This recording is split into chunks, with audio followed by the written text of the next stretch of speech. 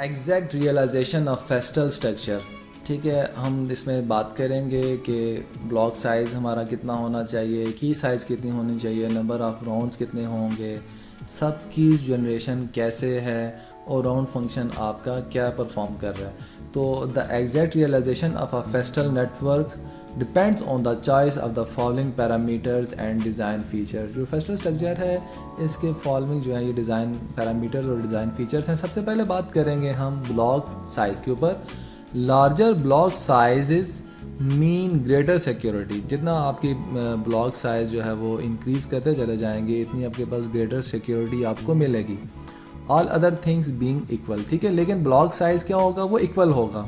ठीक है, but reduced inscription and description speed for a algorithm. जैसे आप क्या करें, ब्लॉक साइजेस को इंक्रीज़ करते चले जा रहे हैं, इसका इम्पैक्ट कहाँ पे जाएगा, आपकी इंस्क्रिप्शन और डिस्क्रिप्शन जो है इसकी स्पीड क्या हो जाएगी, रिड्यूस हो जाएगी। जैसे बात है, हर ब्लॉक कुछ ना कुछ टाइम लेगा। अब जैसे हम देख रहे थे कि 16 ब्लॉक्स हैं, तो 16 ब्लॉक्स टाइम तो लेंगे। आपको ग्रेटर सिक्योरिटी तो प्रोवाइड कर रहे हैं, लेकिन उसके बिहाफ के ऊपर आपको स्पीड के अंदर कंप्रोमाइज़ करना पड़ेगा। The greater security is achieved by greater defiant. जितनी आप डिफियन को बढ़ा रहे हैं, इतनी आपको ग्रेटर सिक्योरिटी भी मिल रही है। Traditionally a block size of 64 bits has been considered a reasonable trade-off and was nearly universal in block cipher design।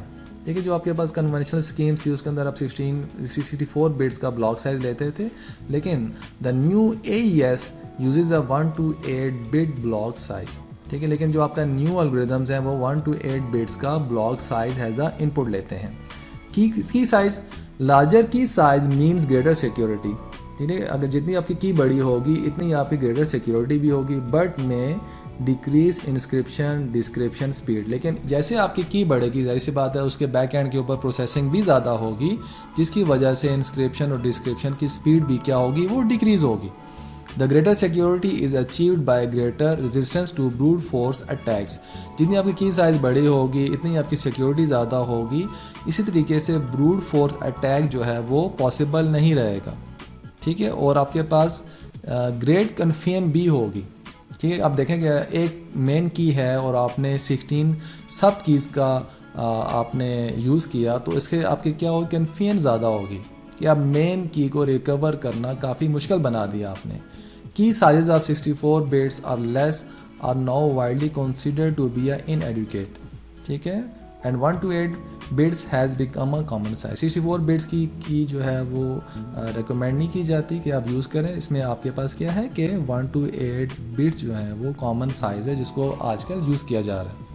Number of rounds, the essential of the फेस्टल cipher is that a single round offers inadequate security, but that multiple rounds offer increased security. A typical size is 16 rounds.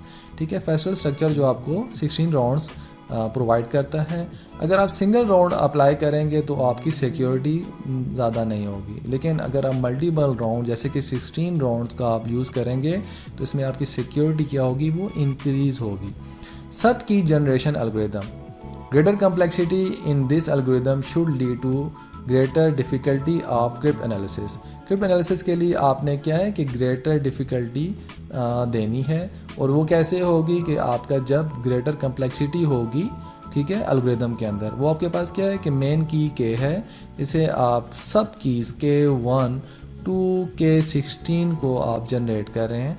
तो अब आपके पास क्या है, यहाँ पे confusion बहुत ज़्यादा है कि सब कीज़ को आप सबसे पहले फाइंड आउट करेंगे, देन आप मेन की तक पहुंचेंगे। तो बेसिकली आपने क्या किया, यहाँ पे ग्रेटर कम्प्लेक्सिटी को इन्वॉल्व कर दिया। Round function f, again greater complexity generally means greater resistance to cryptanalysis. इसमें आप ग्रेटर कम्प्लेक्सिटी को इन्वॉल्व करते हैं, जिसकी वजह से क्या होता है कि क्रिप्ट एनालिसिस के लिए रेजिस्टेंस प्रोवाइड की जाती है ताकि वो चीज़ों को आसानी के साथ रिकवर ना कर सकें।